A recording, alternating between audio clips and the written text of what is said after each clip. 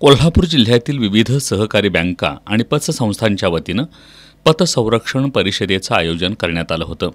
यावेळी प्रमुख पाहुणे म्हणून कोल्हापूर जिल्हा नागरी बँक सहकारी असोसिएशनचे अध्यक्ष निपुण कोरे हे उपस्थित होते। यावेळी बोलताना कोरे यांनी त्यांची पत नाही, त्याला कर्ज देणं चुकीचं असल्याचं सांगितलं।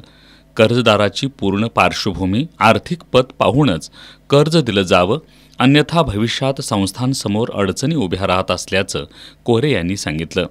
महसूल, गृह आणि सहकार हे तिन्ही विभाग, सहकारी बँका त्याचबरोबर पतसंस्था यामध्ये समन्वय असणं गरजेचं आहे।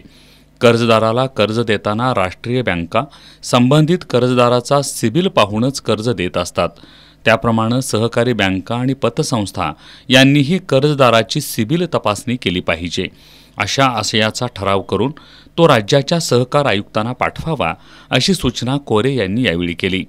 कोल्हापूर जिल्हा नागरी सहकारी पतसंस्था फेडरेशनचे अध्यक्ष अनिल पाटील यांनी वसुली अधिकारी वसुलीला गेल्यावर गोळीबार सारख्या आणि त्याला मारहाणीच्या घटना घडतात, त्यामुळे ज्या ठिकाणी अशा घटना घडत असतील त्याचा संघटित विरोध करूया, असं सांगितलं। वसुली अधिकाऱ्यांचे मेडिक्लेम सर्व सहकारी संस्थांनी करावं, असं आवाहन त्यांनी केलं।